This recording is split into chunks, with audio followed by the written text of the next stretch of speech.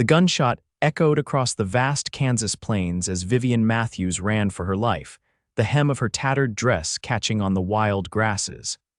The year was 1876, and her world had just collapsed around her. The summer sun beat down mercilessly as she pushed deeper into the cornfield, the tall stalks swallowing her whole. She could still hear the shouts of the men behind her, their voices growing fainter as darkness fell. When her legs finally gave out, she collapsed, surrounded by corn that stood like silent sentinels around her trembling form. Vivian had never imagined she'd end up here, a fugitive hiding in a stranger's field. Just yesterday, she had been the respectable daughter of a shopkeeper in Willow Creek. Now her father was dead, murdered by the same men who were hunting her. Tears streamed down her face as she tried to quiet her breathing, straining to hear if they were still pursuing her. The corn rustled in the night breeze, and somewhere an owl hooted mournfully. Vivian curled into herself, making as small a target as possible. She would wait until morning before deciding what to do next. Sleep came in fitful bursts, haunted by visions of her father falling, of the flash of a gun, of the leering face of Russell Tanner telling her she was next. The pink light of dawn was filtering through the corn when Vivian awoke with a start. A man stood over her, his silhouette backlit by the rising sun. He wore a wide-brimmed hat and held a shotgun loosely in his hands. "Madam," his voice was deep but not unkind, "I believe you're trespassing in my cornfield." Vivian scrambled backward, terror gripping her chest. "Please," she whispered, "don't turn me in. They'll kill me." The man crouched down, keeping a respectful distance. Up close, she could see his face tanned from the sun, with clear blue eyes that studied her with curiosity rather than malice. A few days' worth of stubble covered his strong jaw, and his light brown hair curled at the edges of his hat. "I'm not in the habit of turning over frightened women to whoever might be chasing them," he said. "Name's Lucas Garrett. This is my farm." "Vivian," she replied, not ready to trust him with her full name.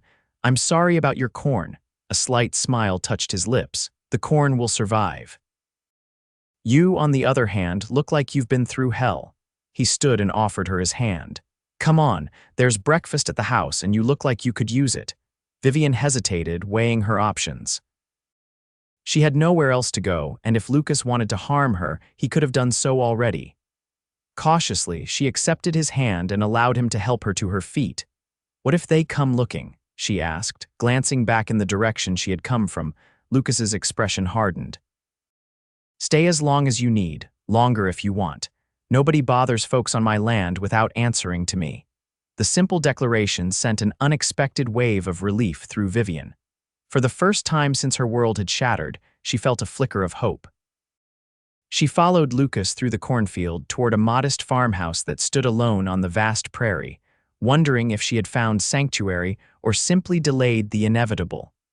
Lucas's farmhouse was simple, but well kept. A wide porch wrapped around the front, and a windmill creaked nearby, pumping water into a wooden trough. As they approached, a large dog bounded from the shade of the porch to greet them, its tail wagging furiously. "That's Rusty," Lucas explained. "He's friendly despite his size."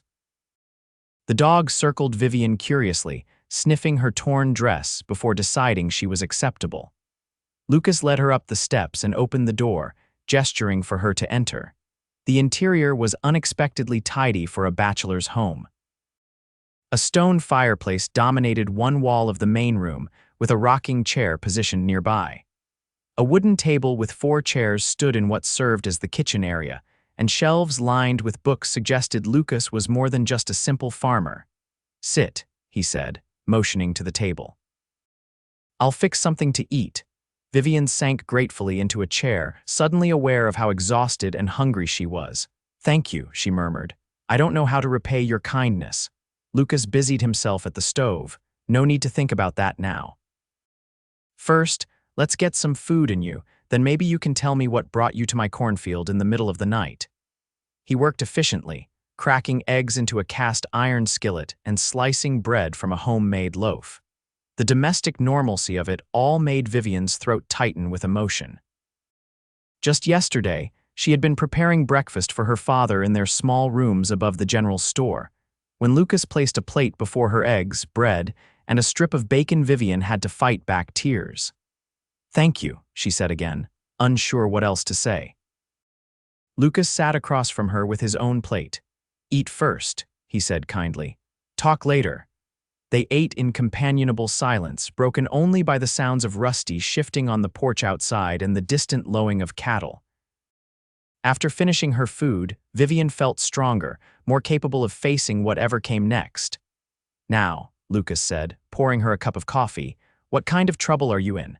Because a woman doesn't usually spend the night in a cornfield unless she's running from something serious." Vivian wrapped her hands around the warm mug, drawing comfort from its heat. "My father and I ran the general store in Willow Creek. Yesterday, Russell Tanner and his men came in demanding protection money. When my father refused, her voice broke. They shot him, right there behind the counter. I was in the storeroom. I heard everything." Lucas's expression darkened. "Tanner's gang has been terrorizing small towns across the territory. The law can't seem to catch up to them." "They knew I was there," Vivian continued. "Tanner said to find me. I climbed out the back window and just ran. I didn't know where I was going. I just knew I had to get away." She looked up at him, fear evident in her eyes. "They'll be looking for me. I'm the only witness." "Willow Creek is nearly 20 miles from here," Lucas observed. "You've come a long way." "I stole a horse from the livery," Vivian admitted. "I've never stolen anything in my life, but I was desperate. I rode until the poor beast couldn't go any further, then continued on foot. I released it near a water hole, hoping it would find its way back or to another farm." Lucas nodded thoughtfully. "That explains why you weren't found during the night. They'd be looking for someone on horseback, not on foot." "Will you turn me in?" Vivian asked, her voice small. "For the horse, I mean." A smile briefly lit Lucas's face. "For survival, no, Miss Vivian." "I won't turn you in for that." He rose from the table, taking their empty plates to a wash basin. "What you need now is rest. I've got a spare room. It's small, but it's yours for as long as you need it." Vivian felt overwhelmed by his generosity. "Mr. Garrett, you don't know me." "I could be lying about everything." Lucas turned to face her, his expression serious. "I'm a fair judge of character, Miss Vivian, and even if you were lying, which I don't believe you are, I wouldn't turn away someone in need." He gestured to a closed door off the main room. "The spare room's through there. There's a wash basin and some clothes that might fit you. They belonged to my sister when she visited last year." "Your sister?" Vivian asked, relieved to know there was a woman's presence in the house, even if only in memory. "Sarah lives in Topeka with her husband and children. She comes by when she can."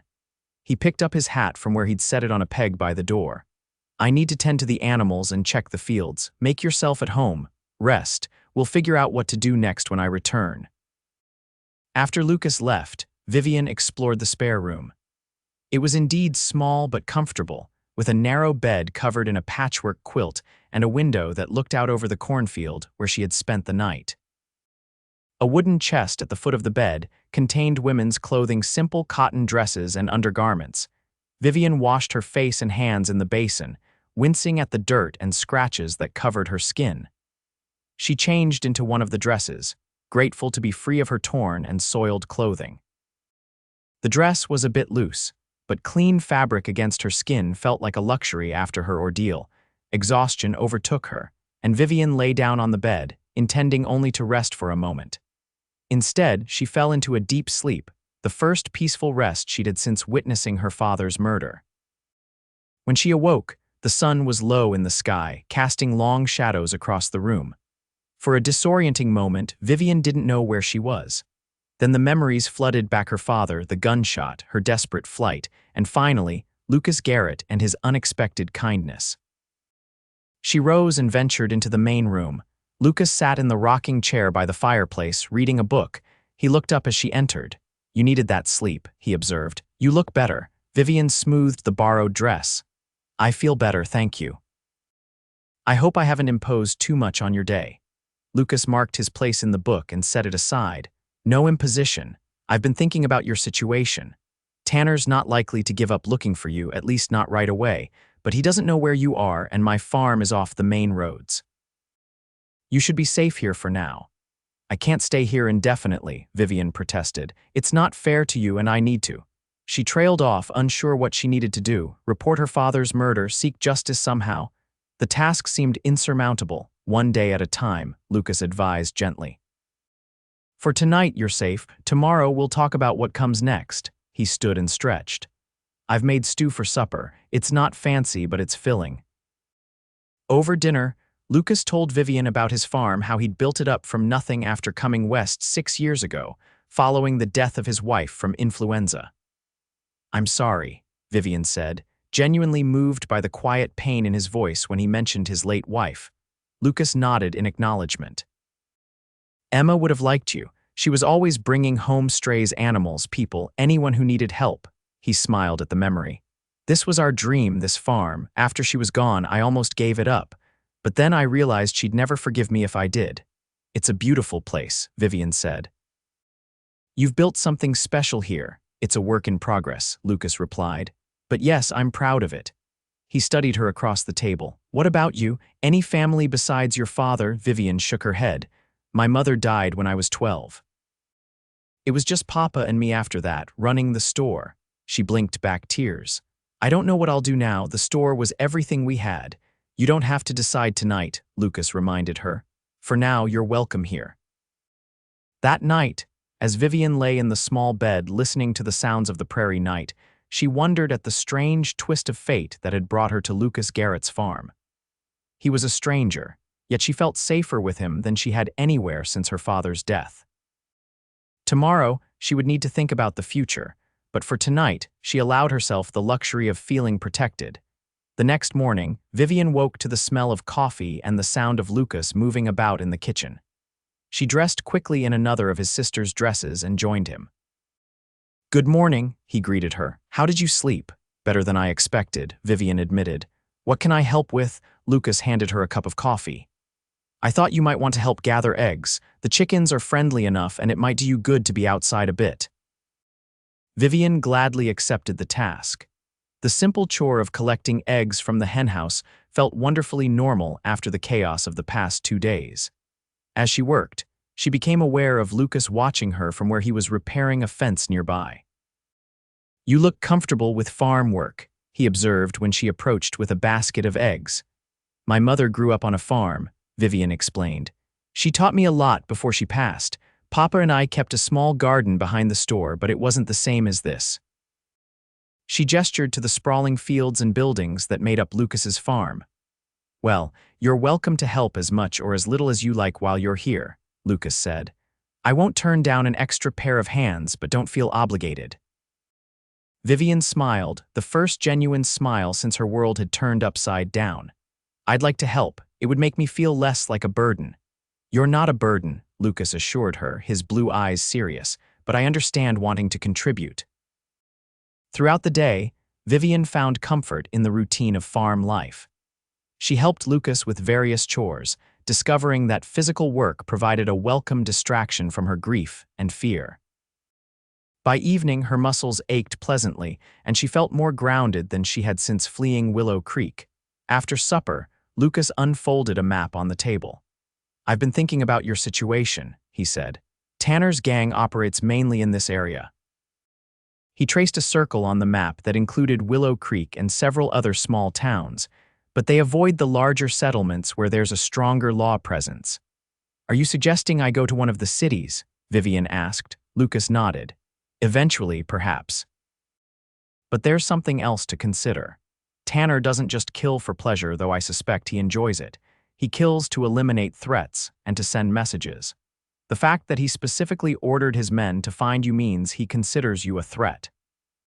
Because I witnessed the murder, Vivian said, the reality of her situation sinking in anew. Exactly. Now, the nearest marshal's office is in Riverdale, about 40 miles east. If you could get there and give testimony, they might finally have enough to go after Tanner seriously. Vivian stared at the map, tracing the distance with her finger. But how would I get there safely if Tanner's men are looking for me? That's the problem, Lucas admitted. I don't think it's safe for you to travel alone, not yet. They'll be watching the roads. For now, I think you're safest here, out of sight. The idea of staying longer at Lucas's farm brought Vivian a strange mix of relief and guilt. I can't impose on you indefinitely, she protested. Lucas's expression softened. It's no imposition, Vivian. The truth is, this place has been too quiet since Emma died. Having someone else around, it's nice. Vivian felt a flutter in her chest at his words, a feeling she quickly suppressed. Lucas was being kind, nothing more. And she was in no position to develop feelings for anyone, not with her life in such disarray. Thank you, she said simply. I'll stay until we figure out a safe way for me to reach the marshal. Over the next week, Vivian fell into the rhythm of life on Lucas's farm. Each morning, she rose early to help with breakfast and morning chores. During the day, she assisted with whatever tasks needed doing, from helping in the vegetating the Dable garden to mending clothes. In the evenings, she and Lucas would sit on the porch, watching the sunset while Rusty lounged at their feet. They talked easily about everything and nothing: books they had read, places they had seen, dreams they once had. Vivian found herself laughing for the first time since her father's death, and though guilt sometimes followed the laughter, she gradually allowed herself these moments of joy. Lucas, she discovered, was not just a farmer but a man of surprising depth. He had been educated back east before the war, had fought for the Union, and had traveled extensively before settling down with Emma. His bookshelves held volumes of poetry and philosophy alongside practical farming manuals. Why did you choose this life? Vivian asked one evening as they sat on the porch. With your education, you could have been a lawyer or a doctor. Lucas was quiet for a moment, considering her question. After the war, I couldn't stand being confined by walls and rules. I needed space to breathe, to think. Emma felt the same way. We wanted to build something of our own, something real. And after she died, Vivian asked gently, Lucas's eyes focused on the distant horizon. After she died, I stayed because leaving would have felt like losing her twice. He turned to Vivian with a sad smile. But recently, I've been wondering if I've been hiding rather than living. Vivian understood. Hadn't she and her father done the same in their own way, hiding in the routine of their small-town life, never taking risks, never reaching for more? It's hard to know the difference sometimes, she said softly. Lucas nodded, and they lapsed into comfortable silence, watching as the first stars appeared in the darkening sky. On the 10th day of Vivian's stay, the peaceful routine was shattered. Lucas had ridden to a neighboring farm to help with a difficult calving, leaving Vivian alone at the house. She was hanging laundry on the line when she heard the sound of approaching horses. Vivian froze, terror gripping her heart. Through the fluttering sheets, she could make out two riders approaching the farm from the main road. She couldn't see their faces clearly, but something about their posture set off warning bells in her mind. Ducking behind the laundry, Vivian crept back to the house, slipping inside and closing the door quietly behind her. Lucas had shown her where he kept his shotgun, and she retrieved it now, her hands shaking as she checked that it was loaded. The riders called out as they approached the house. Hello, anyone home? Vivian remained silent, her heart pounding. She positioned herself near a window where she could see the men without being easily spotted. Looks deserted, one of the men said. He was heavyset with a bushy beard, wearing a dusty black hat. But there's laundry on the line. Someone's around. Check the barn, his companion suggested. This man was thinner with a scar running down one cheek. I'll look in the house. Vivian tightened her grip on the shotgun. She had never fired a gun before, but her father had shown her the basics. As the scarred man dismounted and approached the porch, she steadied her breathing, trying to remember everything her father had taught her. The floor creaked beneath her feet as she shifted position, and the man on the porch paused, his hand moving to the gun at his hip. I know you're in there, he called. Come on out, nice and easy. Vivian remained silent, fear making it difficult to think clearly. The man tried the door, finding it unlocked. Slowly, he pushed it open, his gun drawn. Last chance to come out peacefully, he warned. When there was no response, he stepped into the house, his eyes adjusting to the dimmer light inside. Vivian waited until he was fully in the room before stepping out from her hiding place, the shotgun leveled at his chest. Don't move, she commanded, her voice steadier than she felt. The man froze, surprise evident on his face. Well, he drawled. What have we here? A little lady playing with a big gun. I know how to use it, Vivian lied. What do you want? The man's eyes narrowed as he studied her face. Recognition dawned in his expression. I'll be damned. You're the Matthews girl, aren't you?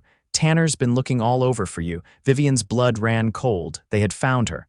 Back out of the house, she ordered. Now, the man smirked. You're not going to shoot me. Your hands are shaking. He was right, and they both knew it. The shotgun was growing heavy in Vivian's grasp, and she wasn't sure she could actually pull the trigger if it came to it. Before either could make another move, a third voice entered the standoff. She might not shoot you, but I will. Drop your weapon. Lucas stood in the doorway, his own rifle pointed steadily at the intruder. The scarred man hesitated, then slowly lowered his gun to the floor. Now call your friend, Lucas instructed. Tell him to come in nice and slow. The man complied, shouting for his companion. Moments later, the bearded man appeared, stopping short when he saw the situation inside. Both of you on your knees, hands behind your heads, Lucas commanded. When they had complied, he moved to Vivian's side, gently taking the shotgun from her trembling hands. Are you all right? He asked quietly. Vivian nodded, not trusting her voice. Lucas turned his attention back to the intruders. Now, who are you and what are you doing on my property? Just passing through, the scarred man replied. Looking for work. With guns drawn, Lucas scoffed. Try again. The bearded man spoke up. We work for Russell Tanner. He sent us to find the Matthews girl. She witnessed something she shouldn't have. You mean she witnessed Tanner murdering her father? Lucas corrected, his voice hard. And now you've found her. What was your plan? Kill her too? The men exchanged glances but didn't answer. That's what I thought, Lucas said grimly. Well, gentlemen, you've got two choices. You can ride back to Tanner and tell him you didn't find her, or you can stay here in my root cellar until I can get the marshal from Riverdale to collect you. Tanner will know we found her if we don't report back, the scarred man argued. Then I suggest you come up with a convincing lie, Lucas replied, because those are your only options. After a tense silence, the bearded man spoke. We'll go, we'll tell him we didn't find anything. Lucas studied them, clearly weighing whether to trust their word. Finally, he nodded. Here's what's going to happen. You're going to leave your guns here. You can collect them at the marshal's office in Riverdale in 2 weeks' time. You ride out now and you don't come back. And you tell Tanner that this farm is off limits. If he or any of his men set foot on my property again, they won't live to regret it. The men reluctantly agreed to Lucas's terms. Under the unwavering aim of his rifle, they surrendered their weapons and mounted their horses. Remember, Lucas called as they prepared to ride away. 2 weeks, Riverdale Marshal's office. And if I see either of you around here before then, I won't ask questions before I shoot. The men spurred their horses and rode off in the direction they had come. Lucas watched until they were out of sight before lowering his rifle and turning to Vivian, who stood in the doorway, still trembling. I'm sorry, he said, his voice gentle now. I shouldn't have left you alone. Vivian shook her head. You couldn't have known, and I'm all right. They didn't hurt me. Lucas stepped closer, concern evident in his blue eyes. You handled yourself well. Not many would have had the courage to face down armed men like that. I was terrified, Vivian admitted, if you hadn't come back when you did. But I did, Lucas said simply. He hesitated, then added, things have changed now. They know you're in this area. It's not safe for you to stay here anymore.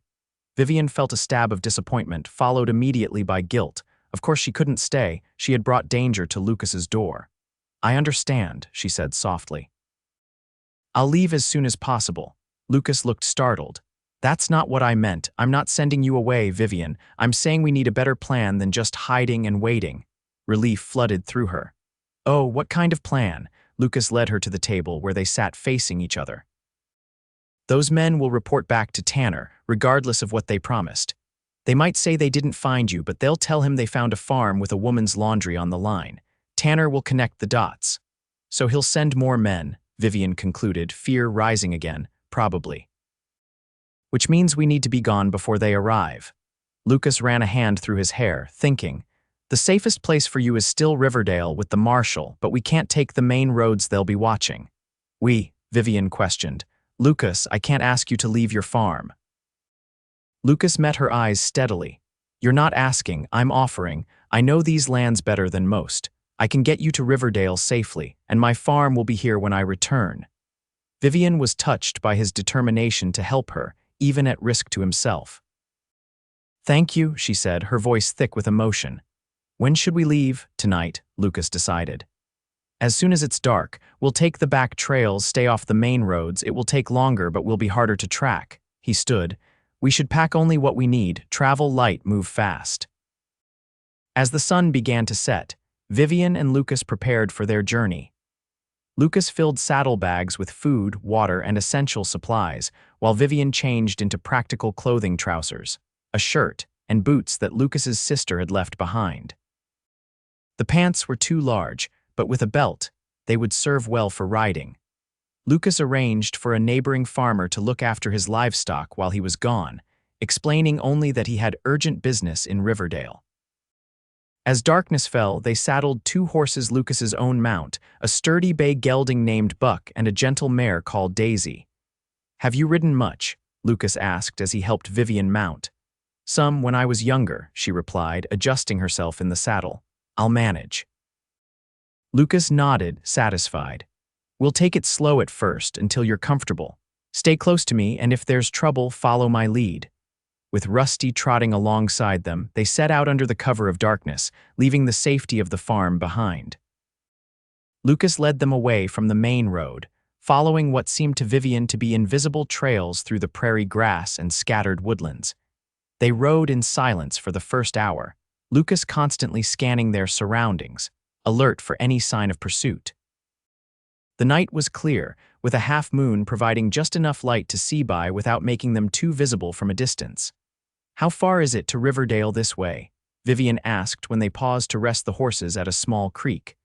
"About 3 days' ride," Lucas replied, helping her dismount. "We'll camp during the day and travel at night, at least until we're well away from areas Tanner's men might patrol." Vivian stretched her stiff muscles, already feeling the effects of the unaccustomed riding. "I'm sorry for all this trouble, Lucas. You've done so much for me already." In the moonlight, Lucas's expression was unreadable. "Don't apologize for things that aren't your fault," he said softly. "What happened to you, to your father, none of that is on you, and helping you isn't trouble. It's the right thing to do." But Vivian sensed there was more to it than simple moral obligation. In the time she had spent at Lucas's farm, something had grown between them, a connection that went beyond gratitude or duty.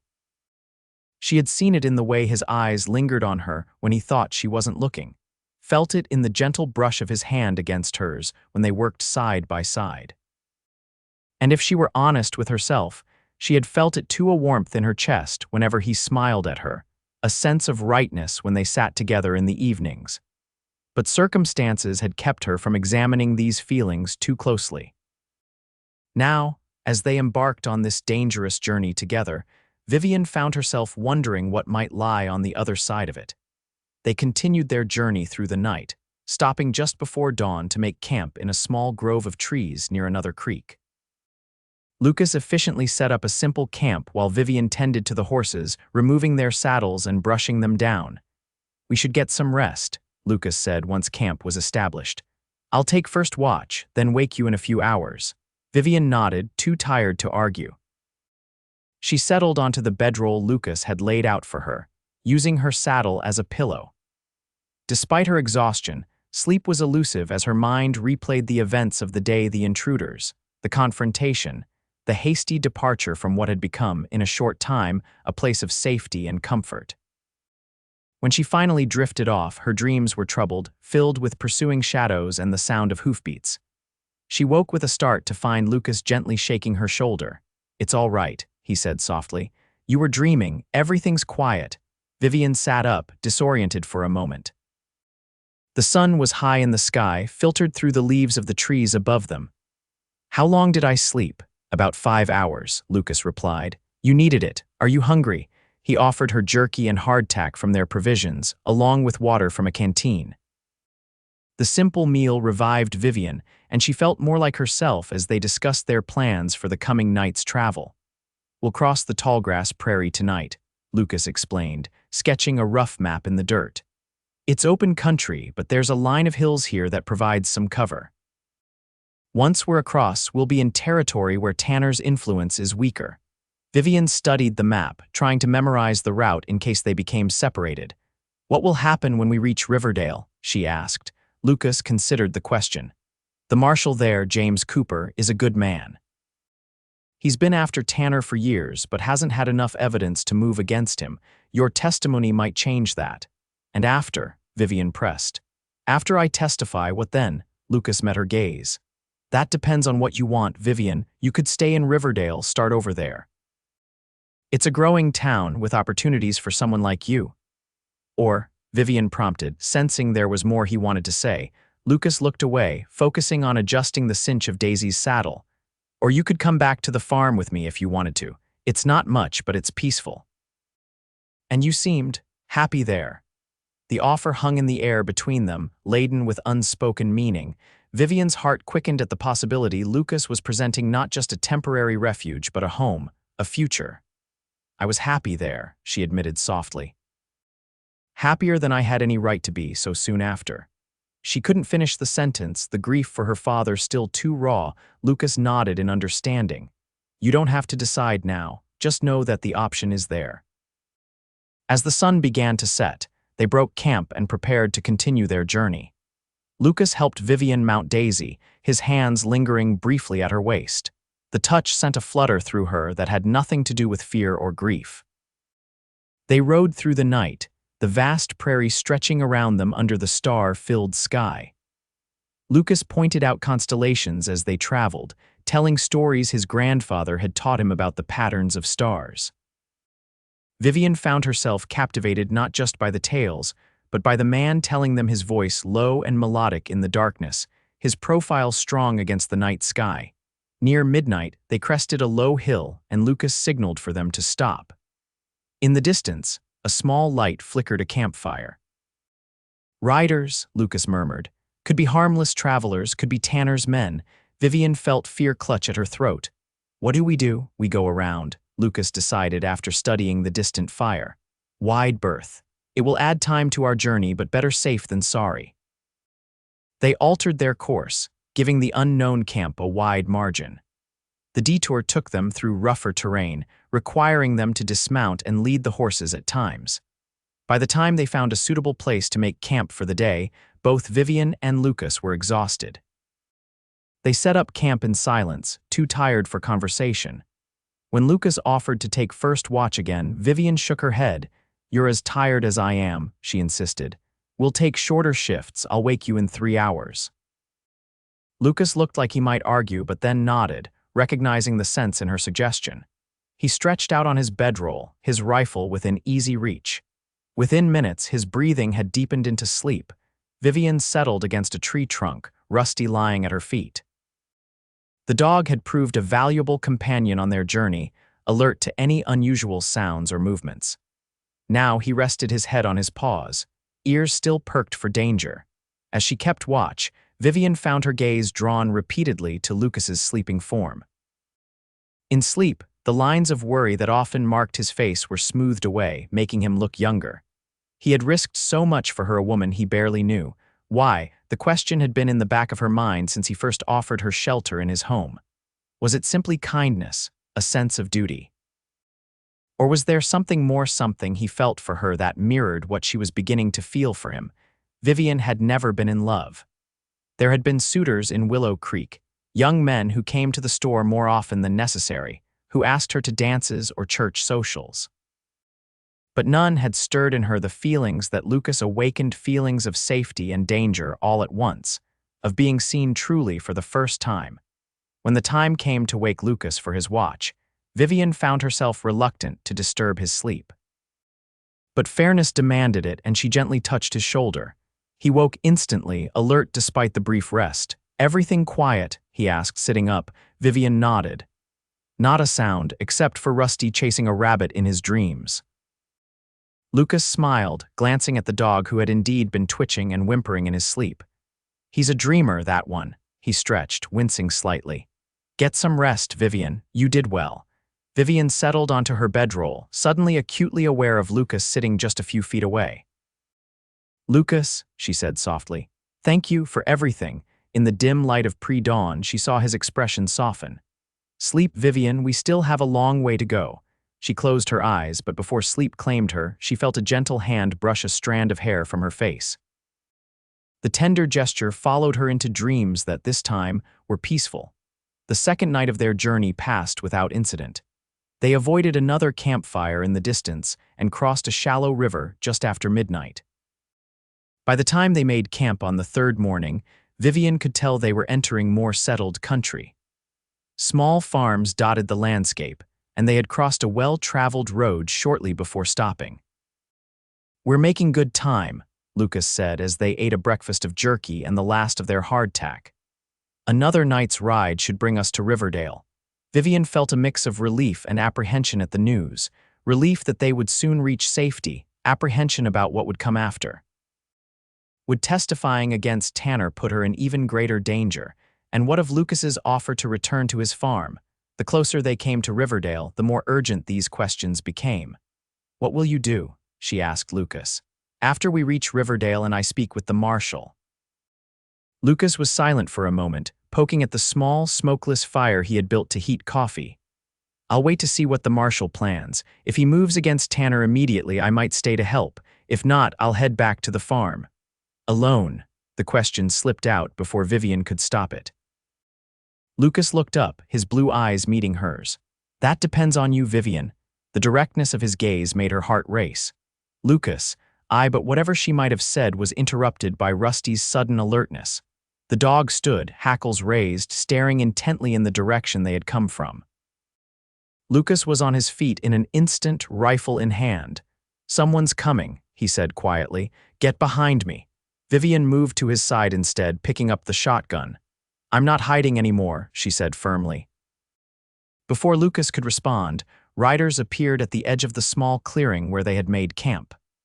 There were 4 of them, led by a man with a silver-streaked beard and cold eyes that Vivian recognized immediately. "Russell Tanner," she whispered, fear and hatred mingling in her voice. Lucas stepped slightly in front of her, his rifle raised. "That's far enough," he called to the approaching riders. Tanner raised a hand and his men stopped. Well, he drawled. "The Matthews girl and her protector, you've led us on quite a chase." "How did you find us?" Lucas demanded. Tanner chuckled, the sound devoid of humor. "You might know these lands, Garrett, but so do I, and I have more eyes and ears than you might think. A farmer spotted you crossing his field last night. He owed me a favor." Vivian felt cold dread settling in her stomach. They had been so careful, yet still, Tanner had found them. "What do you want, Tanner?" Lucas asked, though they all knew the answer. "The girl," Tanner replied simply. "She saw something she shouldn't have. Can't have witnesses walking around, bad for business."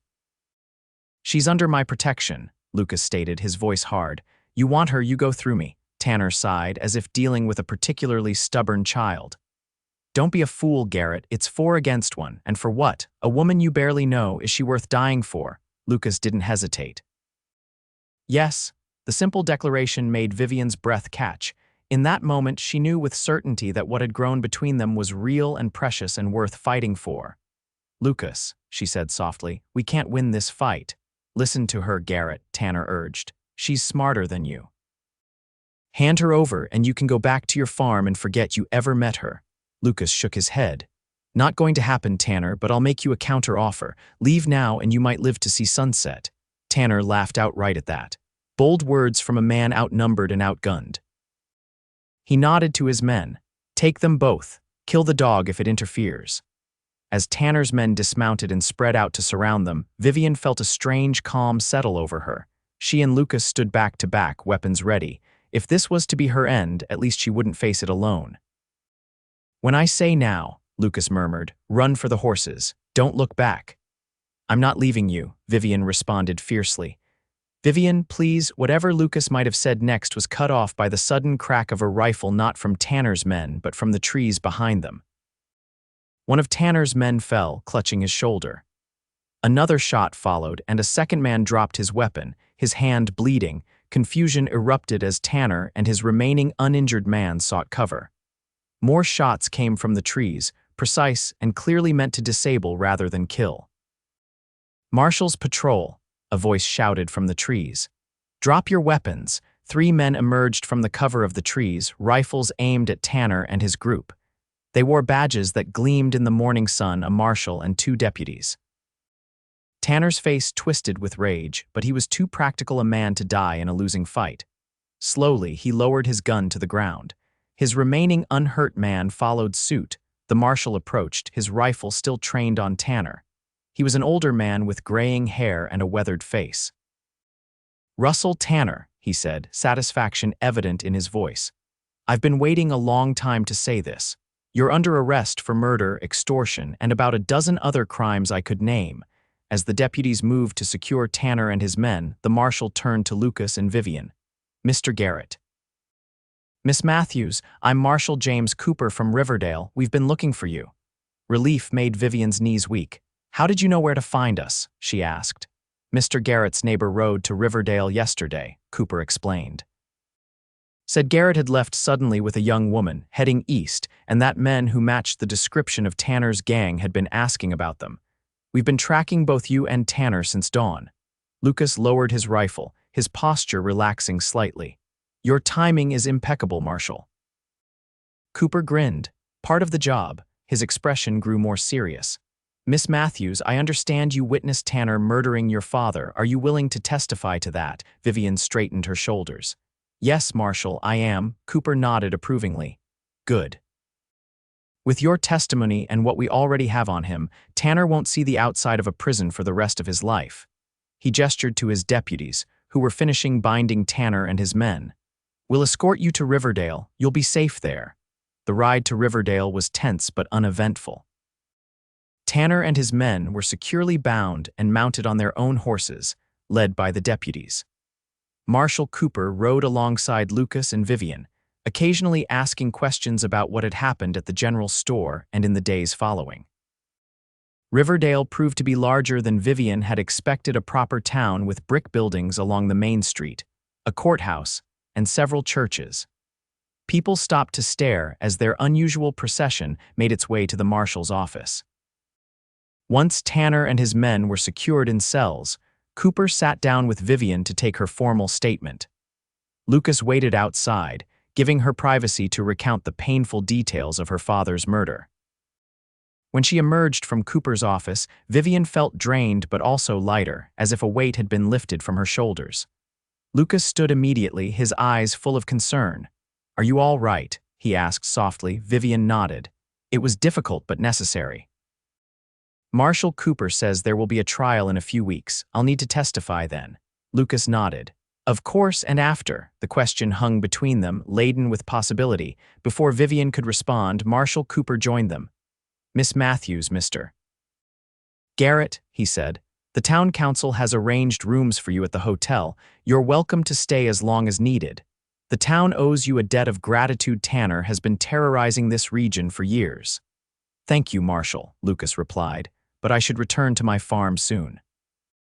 "I've been away longer than planned." Cooper nodded in understanding. "Of course, but perhaps stay a day or two, rest, recover from your journey. The hotel has real beds and hot baths." He smiled. "Luxuries I imagine would be welcome after 3 days on the trail." The mention of a hot bath was indeed tempting. Vivian glanced at Lucas, who seemed to be waiting for her decision. "A day or two would be welcome," she agreed. "Thank you, Marshal." After Cooper left them, Lucas and Vivian walked to the hotel in companionable silence. The clerk assigned them separate rooms, side by side, and arranged for baths to be prepared. "I'll see you at dinner," Lucas asked as they stood in the hallway between their rooms. Vivian nodded. "I'd like that."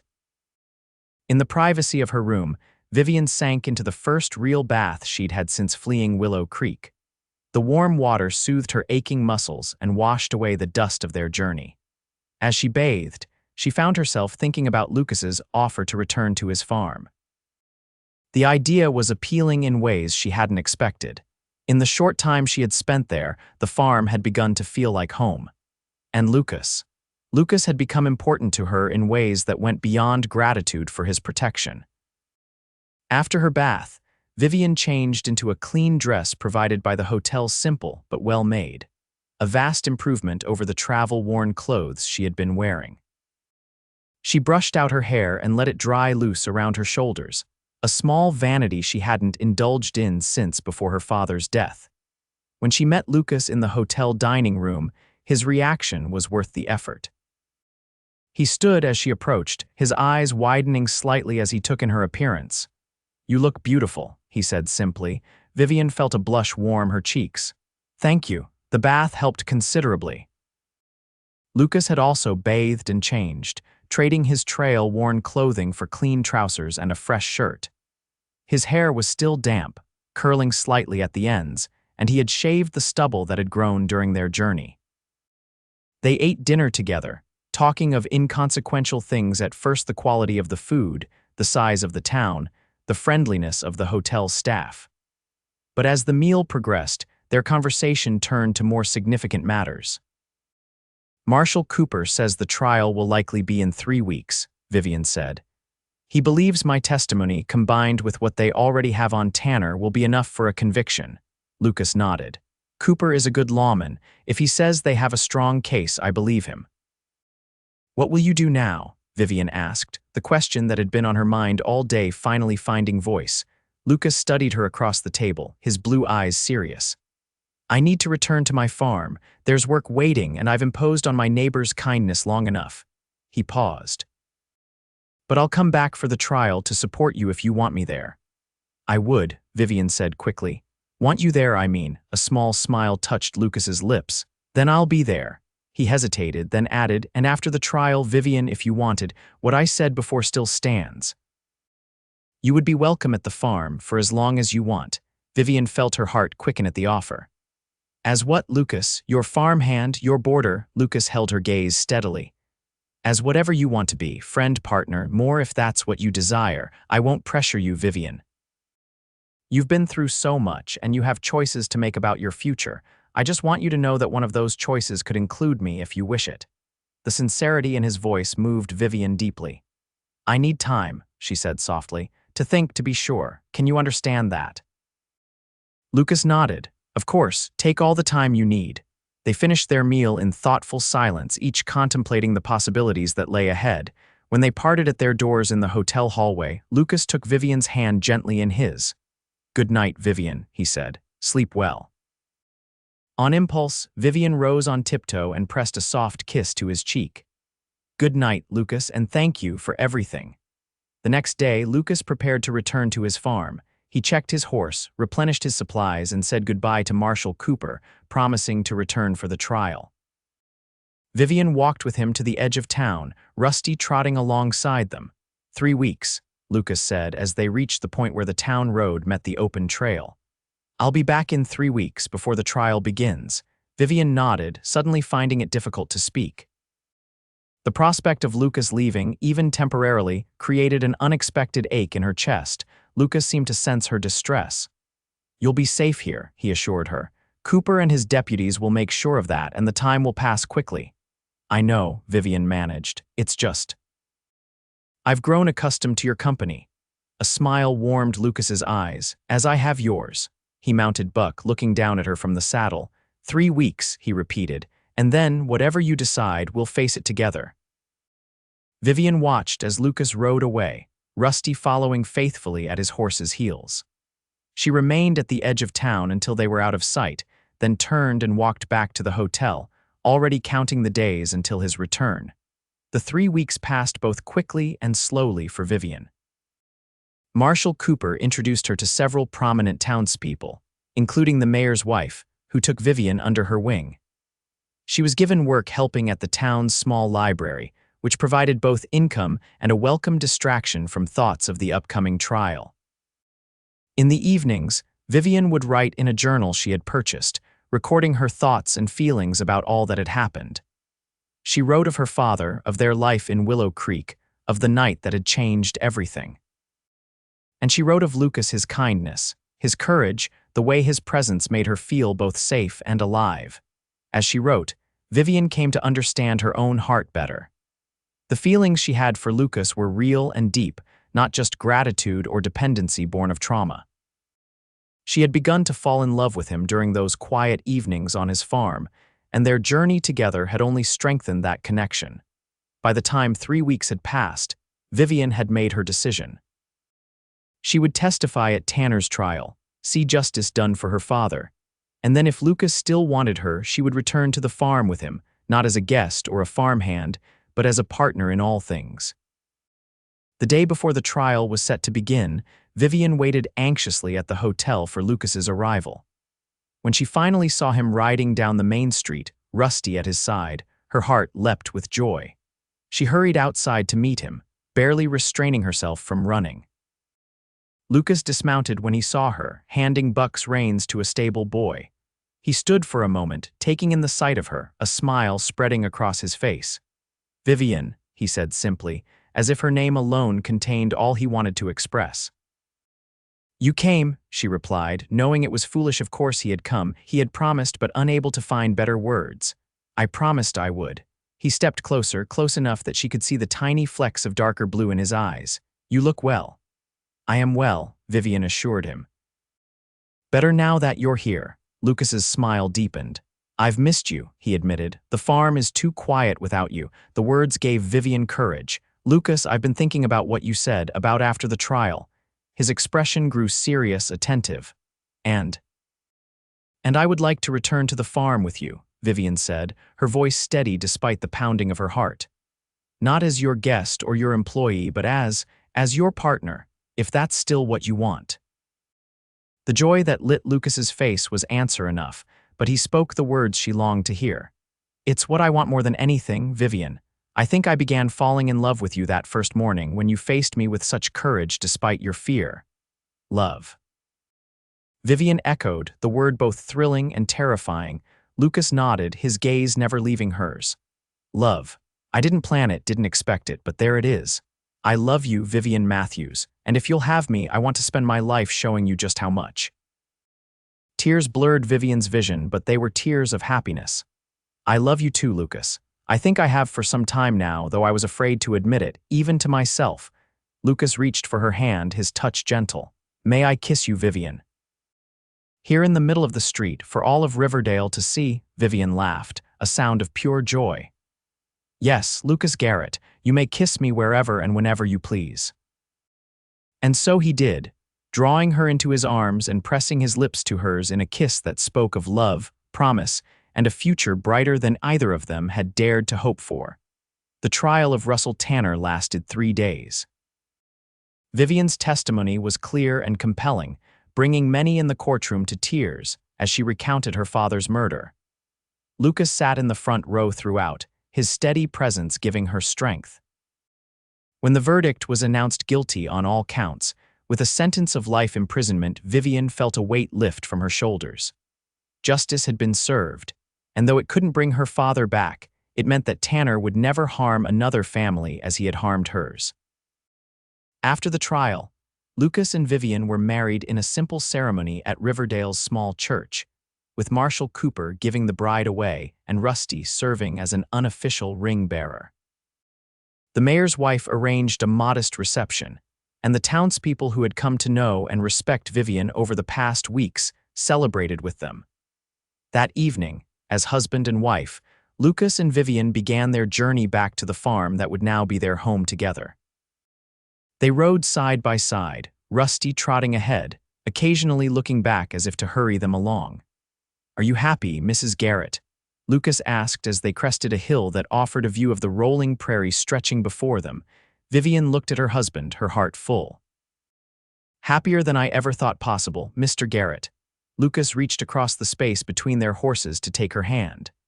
"Do you remember what I said to you that first morning, when I found you in my cornfield? Stay as long as you need," Vivian recalled, smiling at the memory. "Longer if you want. And how long do you want to stay?" Lucas asked, his eyes twinkling. Vivian squeezed his hand.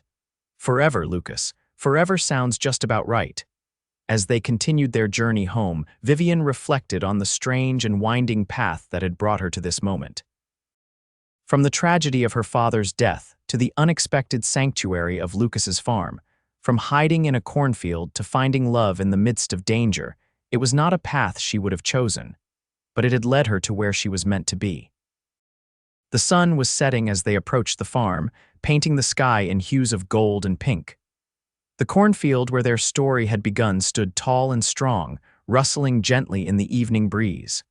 Beyond it, the farmhouse waited, its windows catching the last light of day. "Welcome home, Vivian," Lucas said softly as they rode into the yard, and it was home not just the buildings and fields, but the man beside her, the life they would build together, the love that had grown from the most unlikely of beginnings. "Home," Vivian echoed, the word a promise and a prayer. "Yes, I'm finally home." 5 years later, the Garrett farm had prospered beyond even Lucas's hopeful expectations.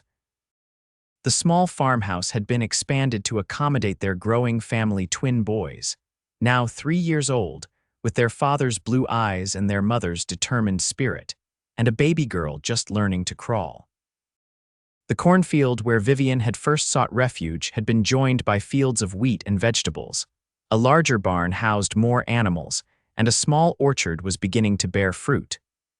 What had once been Lucas's solitary domain was now a bustling, thriving homestead, filled with life and laughter. On the anniversary of their first meeting, Lucas and Vivian stood at the edge of the cornfield, watching their sons chase Rusty's aging but still playful form among the tall stalks. Their daughter slept peacefully in Vivian's arms, her tiny hand curled around her father's finger. 5 years, Lucas mused, his arm around his wife's shoulders. "Sometimes it feels like yesterday that I found you hiding here. Other times, it seems like you've always been part of this place, part of me." Vivian leaned into his embrace, contentment washing over her. "I never could have imagined this life, that terrible night when I ran. I was just trying to survive until morning." "And now?" Lucas asked, pressing a kiss to her temple. Vivian looked up at him, at the face she had come to know and love in all its expressions, in joy and sorrow, in passion and peace. "Now I'm not just surviving, Lucas. I'm living, fully, completely living, and loving every moment of it." As the sun set over their land, casting long shadows across the cornfield where their story had begun, Lucas and Vivian Garrett walked hand in hand back to the home they had built together, a home founded on courage, strengthened by adversity, and sustained by a love that had begun with a simple offer of shelter and grown into something that would last a lifetime. And in the cornfield where she had once hidden in fear, wildflowers now bloomed among the stalks, a reminder that even in the most unlikely places, beauty and love could take root and flourish.